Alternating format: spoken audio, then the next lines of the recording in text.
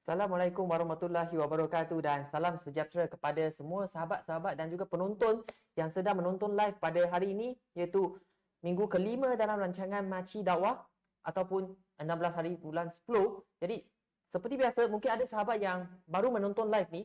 Jadi kebiasaannya dalam rancangan ini, saya dan juga Bro Azim, kami akan berkongsi video di mana kami membuat lapangan dakwah ataupun kita panggil street dakwah. Kami akan menunjukkan video perbualan kami bersama dengan prospek, sama ada Muslim adapun non-Muslim, dan dari situlah kita akan membuat sedikit analisis apa persoalan yang dikemukakan oleh prospek kita dan bagaimana, apa cara kita boleh menjawab. Dan dari situ harap dapat sahabat-sahabat kita boleh sama-sama belajar sesuatu dan kita boleh memahami mindset ataupun cara pemikiran prospek dalam memahami bagaimana kita nak buat dakwah kepada mereka. Jadi seperti biasa, bersama saya dengan Bro Azim pada hari ini. Assalamualaikum Azim. Assalamualaikum. Ya, jadi hari ini kita nak buat sambungan apa yang kita bincang pada minggu lepas kan? Ya betul. Kalau pada minggu lepas, episod yang kita yang keempat, kita dah start dengan bahagian pertama, iaitu tentang perbualan saya dengan seorang, kita panggil sebagai ex-Muslim, dia bekas Muslim. Yang mana awal tu, yang perbincangan pada minggu lepas tu, kita membincangkan tentang dia kata Tuhan tu tak wujud. Kan? Sebab apa? Dia punya alasan kata sebabkan orang terdekat dia yang tersayang, dia bawa kehilangan dan dia ada banyak lagi ujian tiba daripada diri dia. Jadi kalau ada yang sahabat-sahabat yang terlepas untuk yang minggu lepas punya, tak apa, jangan risau kan? Kita ada rakaman tu, boleh tonton dekat di kita punya Facebook, contoh di Multiracial Reporter Muslim ataupun dekat Sri Dakwah Malaysia. Jadi kalau nak tengok episod yang keempat yang minggu lepas, boleh je tonton balik, tengok dulu kan. Lepas tu sambil-sambil tu, walaupun kalau ada yang terlepas, tak bermaksud anda tak perlu nak stay kat sini kan. Just stay dulu untuk kita tengok apa kita kata sambungan untuk pada minggu ni. Cuma bila habis program pada malam ni, boleh buka Facebook tu, dan tengok balik kita kata episod yang minggu lepas. At least kat situ boleh nampaklah gambaran apa sebenarnya yang kita dah bincangkan pada minggu lepas dan apa benda yang kita nak bawa pada minggu ni lah. Ya, sebab minggu ni kita akan membawa perspektif berlainan. Sebab macam Azim kata, minggu lepas kita membawakan tentang konsep ketuhanan yang prospek tu dia salah faham tentang kenapa manusia ni kita perlu sembah Tuhan. Jadi, itu minggu lepas punya tema. Tapi insyaAllah minggu ni kita ada perspektif berlainan dan kita akan lihat dari sudut yang lain pula sebab ada persoalan lain yang juga dikemukakan oleh prospek yang sama. Tapi sebelum tu, jangan lupa untuk sahabat-sahabat untuk berkongsi live dan juga kepada keluarga anda ataupun sahabat-sahabat berkongsi dan juga meninggalkan komen di bawah. Jadi insyaAllah kita boleh mula untuk tema. Apa tema kita hari ni? Tema hari ni, dia lebih pada kita kata kenapa kita kena diuji lah. So kita ada kesinambungan pada minggu lepas. First kata okay, Tuhan tu tak wujud. So kalau Tuhan tu wujud, dan kenapa kita nak kena uji lah. So hari ni kita akan bincang pasal benda tu. Tapi sebelum mungkin kita nak main video tu, jangan lupa just like, tekan button like tu banyak-banyak. Lepas tu just tekan share, share dekat WhatsApp ke dekat social media anda supaya lebih ramai orang boleh mendapat manfaat pada malam ni lah. Okay. So mungkin kalau kita tak mau, kita lengahkan masa lagi, jadi mungkin kita boleh mainkan video tersebut. Kenapa Tuhan nak tengok siapa yang layak, siapa tak layak? Sedangkan Tuhan tu Maha mengetahui, betul tak? Tuhan boleh je tahu, okey ni masuk syurga, ni masuk neraka kan. Baik, Zul bayangkan contohlah satu hari kan, bos Zul tiba-tiba dia kata, Zul, you dipecat. Apa yang you akan tanya pada dia? Kenapa? You akan tanya kenapa, betul tak? Kalau bos kata you memang dipecat, dia tak bagi tahu sebab dia, you akan marah, you akan minta kenapa, apa sebab, betul tak? You nak tahu apa sebab. Baik, untuk bos dia nak tunjukkan sebab kenapa you diberhentikan, dia perlu tunjukkan bukti-bukti dia. Contohlah kalau bos tu kata sebab you pecah amanah, lepas tu you akan minta apa, you kata apa bukti dia, betul tak?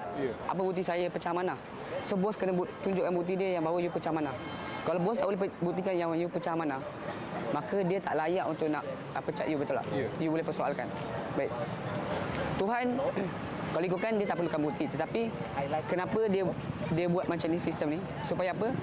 Supaya let's say orang yang betul-betul pilih untuk tak nak dengar cakap dia, dia dah hasilkan satu bukti. So bila dekat akhirat nanti, so kalau Tuhan kata, okay, you masuk ke neraka. Sebab apa you tak ikut you tak dengar cakap saya. Baik, bila orang tu kata, apa bukti saya tak ikut dengar cakap you? So Tuhan boleh tunjuk bukti. Ni tengok, dekat dunia ni, you buat apa? Saya dah bagi macam-macam pada you, tapi you pilih untuk tak nak dengar. Tak nak dengar. You pilih untuk tak nak menghargai you. You tak nak bersyukur pada Tuhan. Sedangkan you tahu bahawa ini ada alam dalam dunia tu, bahawa setiap yang hidup pasti akan mati. Itu benda yang hakikat. Jadi setiap apa yang berlaku dekat dunia ni, untuk kita nak melayakkan kita masuk ke dalam syurga, dia kena ada ujian. Kita kena lalui ujian. Ujian nak buktikan bahawa kita memang layak masuk ke dalam syurga. Tapi bila kita kata ujian tu, dia mestilah ada, kita kata, cabaran dia. Allah kata apa? Kita akan diuji dengan harta, kekayaan kita, dengan nyawa orang yang kita sayang, dengan kesihatan kita. Okey, itulah perbualan Brother Azim dengan prospek itu di Bukit Bintang. Dan kalau sahabat lihat di latar belakang tu adalah monorail Bukit Bintang di situ. Okey, jadi apa yang saya dapat simpulkan dari apa yang prospek tu cakap, dia adalah satu persoalan di mana dia tak faham tentang kenapa manusia ni, Allah bila dah ciptakan manusia, kenapa letak manusia ni di bumi untuk diuji. Itu persoalan yang saya nampak tu. Betul. So itu adalah benda soalan yang rasanya benda yang kita tahu yang very common lah, yang mungkin kita pun terlintas walaupun kita sebagai orang, kita tahu orang Islam sekalipun, mungkin kita akan rasa macam bila tengok mungkin ada yang tengok video ni mungkin akan rasa macam jawab takkan tak tahu kenapa Allah nak uji kan. Mungkin jawab bagi kita jawapan tu mungkin simple, tetapi mungkin ada setengah di kalangan kita walaupun yang Islam, tapi bagi mereka ada dapat kesukaran tu untuk nak memahami sebab apa? Sebab ada benda yang telah menimpa pada diri mereka. Jadi mereka tak boleh nak faham kenapa manusia nak kena uji. Jadi kat situlah bila ini persoalan yang kita kata yang penting juga untuk kita nak bincangkanlah pada malam ni. Kenapa, sebab tu kita ambil tema pada malam ni adalah kenapa manusia kena uji kan. So mungkin kalau kita kata pasal konsep ujian ni bagi kita sebagai seorang Islam, insya-Allah mungkin kita boleh faham kan apa pandangan Islam kenapa kita kena uji. Kenapa kena ujian tu. Dan bila sebut pasal ujian ni, dia tak semestinya kita kata ujian tu adalah ujian yang tidak baik. Dia boleh jadi ujian baik pun, itu pun satu ujian juga. Macam mana? Contoh macam kalau kita kata orang yang kaya, dia diuji dengan banyak harta kekayaan dia. Maka dia pun diuji di mana adakah dia nak guna duit yang dia ada tu untuk dia nak infakkan kepada orang yang memerlukan, ataupun dia nak pentingkan diri untuk diri dia je. Betul. Jadi orang kadang-kadang masyarakat kita ataupun di kalangan kita sendiri, kita akan salah faham adalah ujian ni hanya pada waktu kita ditimpa sesuatu yang susah je ataupun kita musibah. Tetapi ujian kesenangan tu pun adalah dikira sebagai ujian juga. Kan? Jadi kalau dalam segi dalam Islam, mungkin kalau ada pun boleh ingat, boleh kita kata sama-sama kongsi kan. Dalam pandangan bila sebut pasal ujian dalam Islam ni, dia adalah satu konsep yang mana kenapa kita diuji adalah kerana pertama adalah sebab itu tujuan hidup kita lah. Kan? Yang mana Allah kata dia nak mencipta satu makhluk untuk nak menjadi sebagai seorang khalifah di muka bumi ni kan. Dan Allah pun sebut juga dalam surah Al-Hujurat, dalam surah Al-Zariyat surah 51 ayat 56. Yang mana Allah kata apa? Tujuan Allah cipta kita dan jin adalah untuk kita nak sembah pada dia. Dan of course bila sebut pasal sembah pada dia, kita menjadi seorang khalifah, dia ada satu tanggungjawab dan ada satu kita kata cabaran yang akan timpa pada kita pada waktu tu sebagai khalifah lah. Sebab nak jadi khalifah ni, nak jadi leader ni, dia bukannya senang-senang kan. Mungkin kita boleh dilantik secara unofficial ataupun orang just lantik kita je. Tetapi bila orang melantik kita tu, dia datangnya dengan satu tanggungjawab. Satu tanggungjawab, dan kat situlah kita akan diuji dari segi kesabaran, kita akan diuji dari segi macam mana kita nak manage kita punya anak-anak buah kita. Adakah kita buat secara buat secara ikhlas ataupun dengan amanah ataupun tidak. Maka kat situ adalah dia akan menguji kita kat situlah kan. Jadi bila sebut pasal ujian dalam Islam ni, macam saya sebut tadi, kebaikan, kesenangan itu pun juga adalah satu ujian. Maka kat sini yang cuma yang antara kita kata kesenangan dengan kesukaran, sudah pasti kesukaran tu itu jauh lebih mencabarlah berbanding dengan kesenangan. Sebab biasa orang nampak benda yang tak baik je cabaran. Dia nampak Betul. benda baik tu bukan cabaran. Betul. Ha. Tapi sebenarnya dapat kebaikan tu itu pun cabaran juga. Kan? Cabaran dari segi kita nak menjaga keikhlasan kita. Sebab itu pun satu benda yang penting. Bila sebut pasal keikhlasan ni, kita tahu Allah dia akan terima sesuatu amalan tu jikalau kita buat amalan tu dengan ikhlas kerana dia. Tapi kalau kita buat bukan kerana dia, tetapi untuk mendapatkan keredaan manusia, makhluk dia, maka Allah takkan terima perbuatan kita tu jadi sebagai satu amalan ibadah kepada kita lah. Kan? Jadi dia satu kerugian kat situ. Jadi jangan ingat bila ujian senang ni, maksudnya takkan ada ujian. Ada je ujian kan. Sebab yang tu dari segi konsep Islam. Sebab bila kita sebab kadang-kadang orang tak faham tentang kenapa ada orang yang tak sihat, ada orang kita kata malapetaka berlaku. Sebab dalam Islam kita faham itu dari segi konsep ujian. So apa yang saya nampak dari segi contoh agama lain, contohlah saya dulu sebagai seorang agama Buddhis. Sebab dalam agama Buddhis ni dia tak ada konsep tentang bila malapetaka ni adalah satu ujian. Sebab kalau ikutkan apa yang difahamkan dalam agama Buddha, dia sebut benda yang tak baik ni berlaku disebabkan term yang dia pakai istilah tu adalah karma. Karma, okey. Ataupun kalau kita terjemah dalam bahasa Melayu adalah sebab dan akibat ataupun kesan dia. Maksudnya setiap benda yang berlaku ni dia ada satu penyebab dan dia menyebabkan sesuatu ataupun akibat dia, apa dia. So karma ni dia contohlah, saya bagi satu contoh. Bila ada orang dia tak sihat di dunia ni.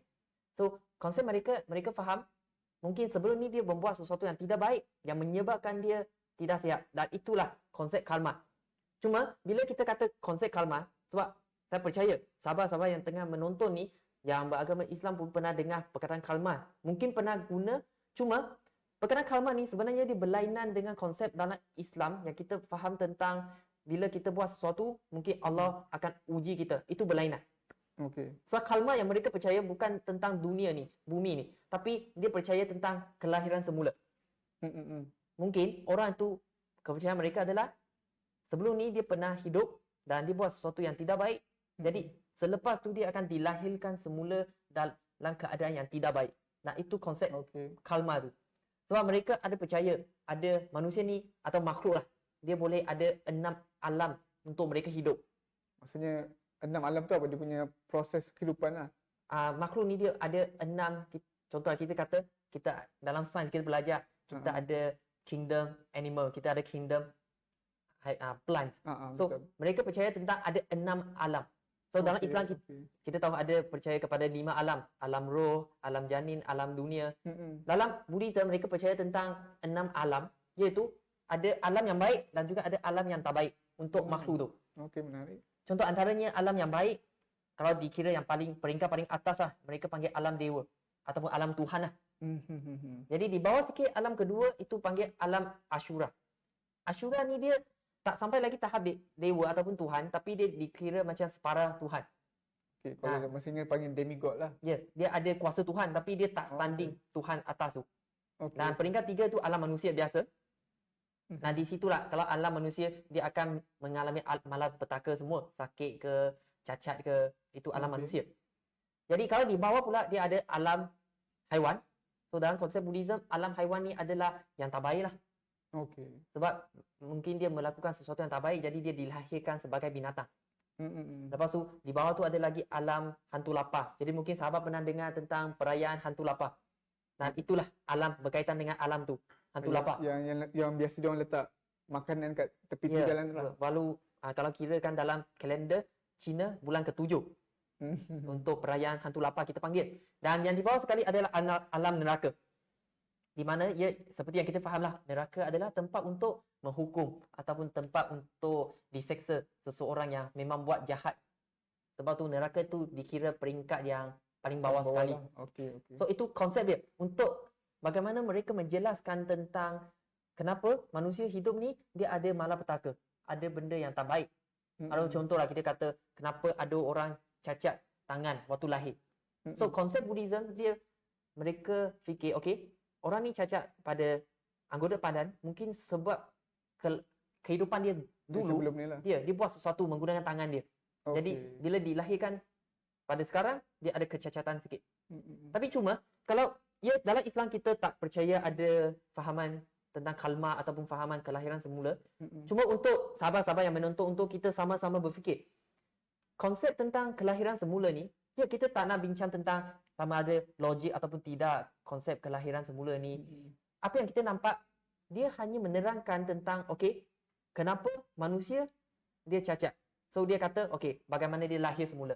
Tapi ada satu persoalan yang konsep ni dia tak dapat bagi jawapan adalah kenapa manusia ada di dunia ni. Sebab dia hanya bagi tahu kita bagaimana kita ada. Kita ada kitaran, ada kalma. Tapi dia tak jawab adalah soalannya tentang kenapa. Kenapa manusia ada dekat dunia ni lah. Nah, saya percaya dalam Islam kita, pada Azim mungkin boleh kongsikan tentang dalam Islam kita menjawab persoalan tentang kenapa manusia ada di bumi ni. Yalah, macam kalau dia sebut pasal itu yang satu dalam Islam, dia sebut pasal kenapa kita berada kat dalam bumi ni adalah kenapa kita ditempatkan kat bumi ni. Seperti mana Allah sebut bahawa tujuan ciptaan manusia itu sebenarnya adalah sebab untuk nak kita nak untuk kita beribadah pada dia. Untuk kita diuji untuk kita menjadi sebagai seorang khalifah. Menjadi seorang khalifah dekat muka bumi ni.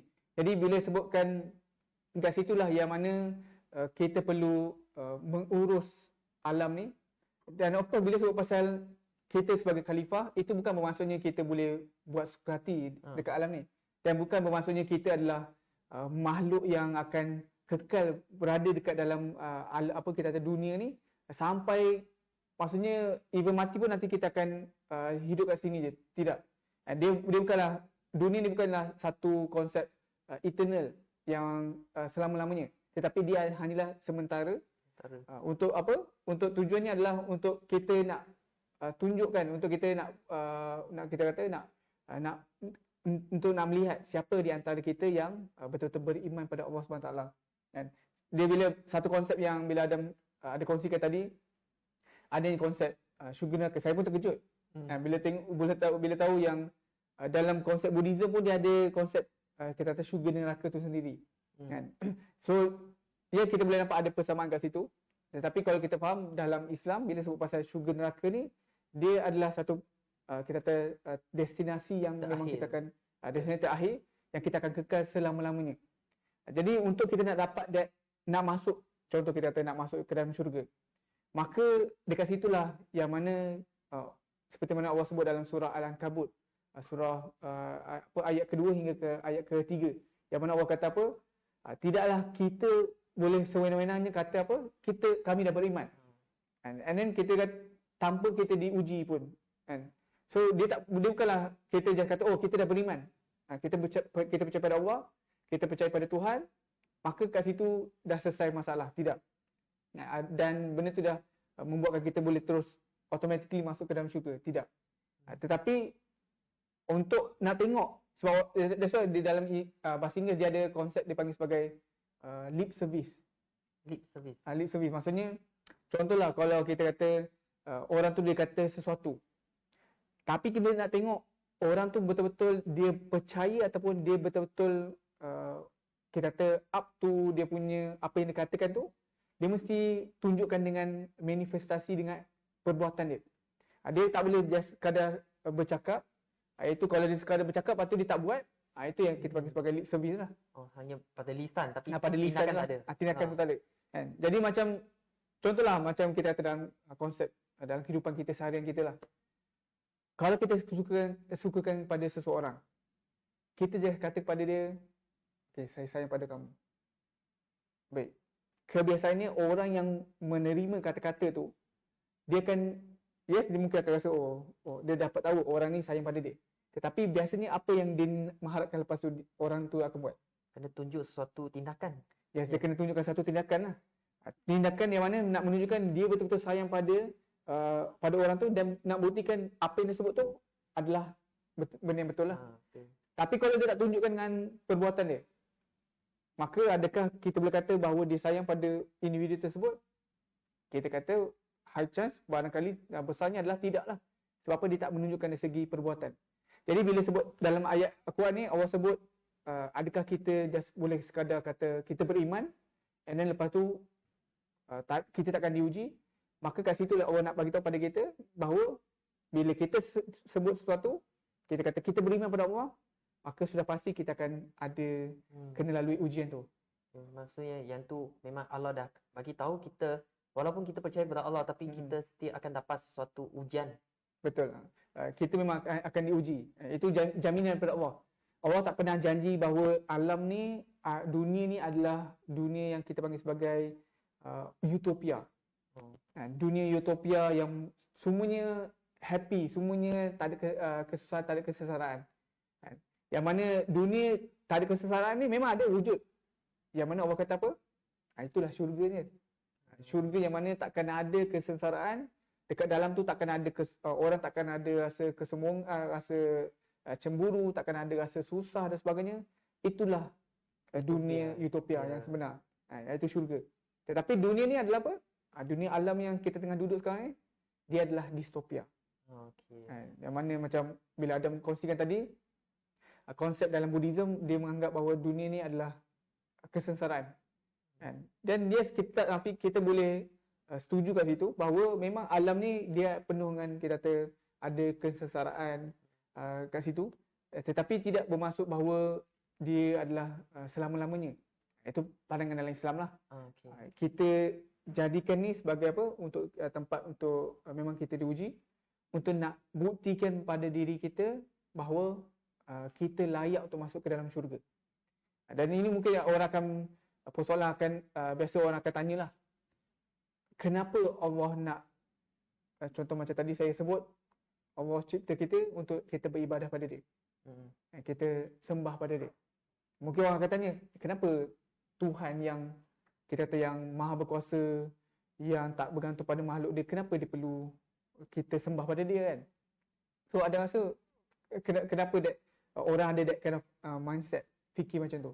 Ya, sebab kadang-kadang orang ingat, kita kata tujuan manusia dicipta macam dalam Quran yang Brother Azim kongsi, manusia dicipta untuk menyembah Allah.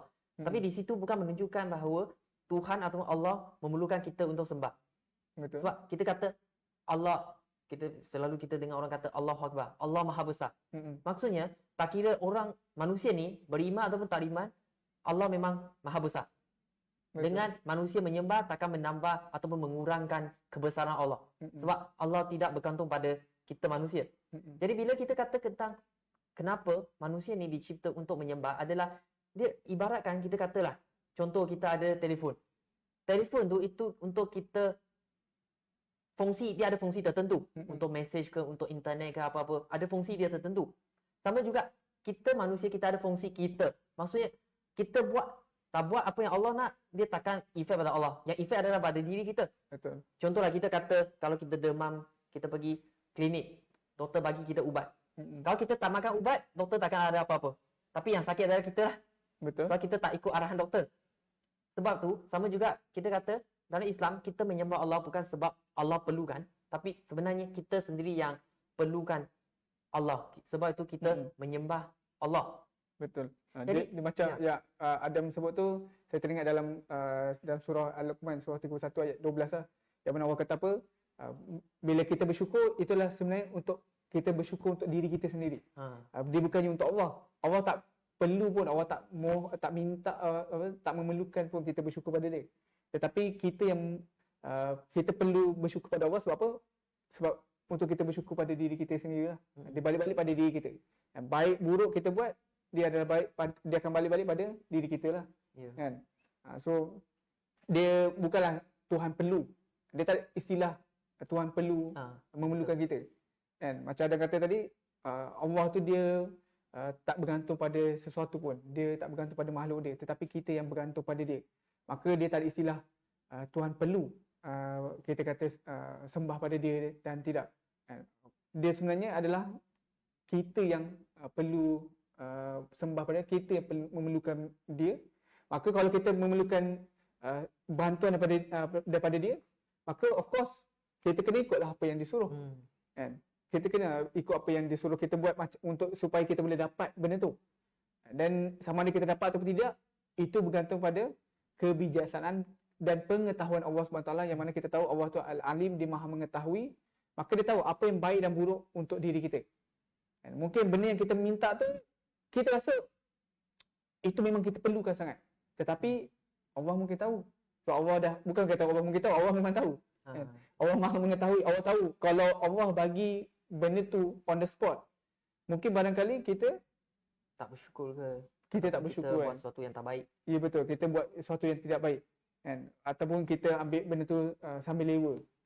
Jadi mungkin Allah kat situ Allah hold permintaan kita untuk kita bersyukur pada dia, untuk kita bersabar pada dia, dan kita mungkin kita kata Allah nak bagi sesuatu yang lebih baik untuk diri kita. Sebab barangkali benda yang kita minta tu tak baik untuk diri kita, tetapi sebenarnya ada jauh yang lebih baik yang apa kita kata untuk diri kita kan. So itulah. Yang tu saya nampak, yang bila kita kata tentang konsep ujian ni, dia bergantung pada bagaimana manusia melihat sesuatu berlaku. Sebab Betul. kadang-kadang benda yang sama berlaku, tapi ada orang dia rasa happy, dia rasa bersyukur. Tapi ada kala orang akan rasa stres ke, ataupun ada yang depressed. Sebab dia bergantung pada bagaimana manusia ni kita melihat sesuatu. Dan benda ni saya teringat lah dulu waktu belajar tentang psikologi ni, ada satu frasa yang selalu kami diajar tentang cognitive restructuring. Okey. Ataupun kalau dalam BM, penstrukturan semula kita punya kognitif ataupun pemikiran kita lah.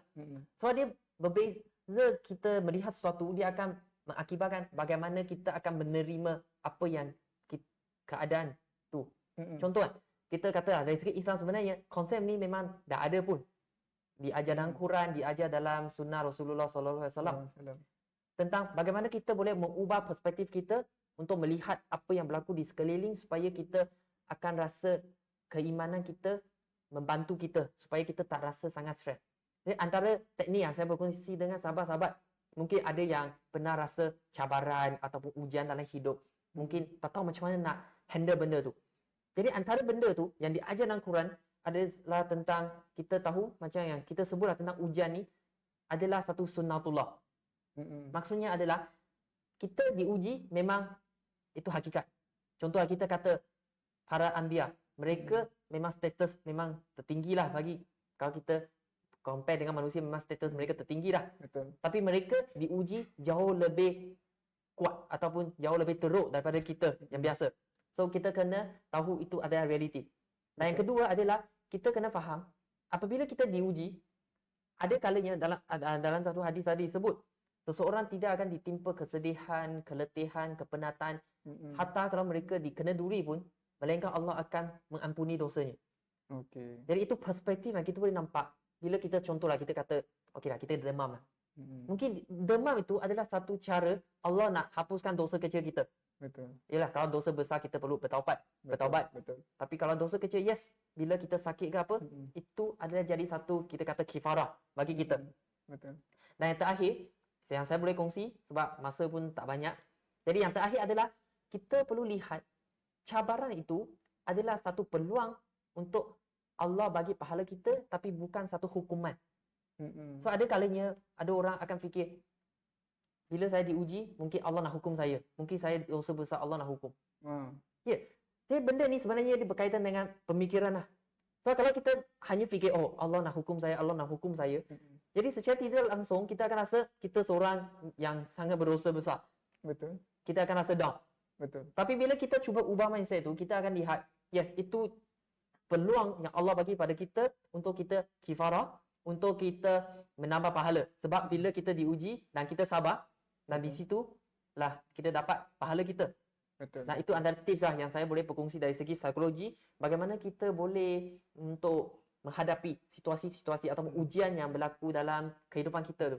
Mungkin sebelum Adam nak buat satu kita kata kesimpulan kat situ, saya just nak tambah satu lagi tips yang mana bila Adam sebut pasal tadi kesabaran dan sebagainya, kita kena ingat Allah sebut dalam Al-Quran ni bahawa antara kita kata ganjaran yang paling besar yang tak ada, kita kata dia tak ada limitation adalah pahala yang datang daripada kesabaran kita. Kan? Bila mana kita bersabar, orang kata apa, ganjaran bagi mereka yang bersabar itu jauh, dia tak ada limitation. Kan? Allah akan bagi mengikut sekadar mana yang dia nak. So benda tu kalau kita diuji, kita kena fikir juga adalah inilah peluang untuk kita nak bersabar, dan inilah peluang macam Adam kata tadi, kita nak peroleh sebanyak mungkin pahala yang mana kita tahu dekat akhirat nanti untuk kita nak masuk dalam syurga, dia tidak lain tak bukan memang kita memerlukan rahmat Allah. Tetapi dalam masa sama kita kena tunjuk bahawa kita berusaha kat situ, dan insya-Allah dengan cara yang kita kata mudah untuk kita peroleh pahala adalah dengan tidak lain tak bukan dengan kita banyak-banyak bersabar kat situ, kan. So saya rasa dah hampir dah nak masuk tengah jam dah, kan. So mungkin kita kata secara kesimpulan, jangan kita kata jangan menganggap bahawa satu ujian ni ada satu, macam Adam sebut tadi, sebagai satu hukuman pada kita, tetapi dia adalah satu kita kata untuk Allah nak menaikkan status kita, Allah nak mempermudahkan urusan kita untuk kita masuk ke dalam syurga dia. Sebab itulah rumah kita yang asalnya. Itulah destinasi yang terakhir yang kita mengharapkan kita nak berada kat situ nanti. Kita tak nak masuk dalam api neraka. Saya rasa tak ada orang nak masuk api neraka kot. Betul. Even dalam kalau kepercayaan Cina pun, Buddhis pun, saya rasa tak ada pun yang nak masuk dalam api neraka, betul tak? Yes, itu fitrah manusia lah. Kita takkan terasa nak untuk masuk neraka. Jadi itu sajalah untuk perkongsian kita pada hari ini. Jadi, okey, sebelum saya nak tutup, jadi saya nak buat satu pengumuman untuk sahabat. Jika ada sahabat yang berasa minat untuk menyertai program-program ataupun dalam sukarelawan, yes, boleh untuk menyertai. Kami ada membuka peluang untuk anda semua menjadi sukarelawan di NGO kami, Multiracial Reverter Muslim. Jadi boleh lihat di poster ini, kalau ada sahabat yang berminat jadi sukarelawan, kami ada aktiviti yang disediakan untuk kamu semua sertai dari segi bidang dakwah, dari segi membimbing mualaf. Yes. Ataupun yang kalau ada mahir dalam nak buat research ke apa, pun boleh join sekali. Jadi kalau ada yang terlepas tadi, tak sempat nak scan, jangan risau. Just pergi pada kami punya Facebook, laman Facebook Multiracial Reverter Muslim, dan kami akan ada poster kat situ. Jadi nanti boleh tengok dan boleh join terus kat situ. Itu bagi yang mana yang terlepas lah untuk nak scan tadi. Jadi itu sahaja untuk perkongsian kami pada hari ini. Jadi insyaAllah kita jumpa pada minggu hadapan. Assalamualaikum warahmatullahi wabarakatuh. Waalaikumsalam warahmatullahi wabarakatuh.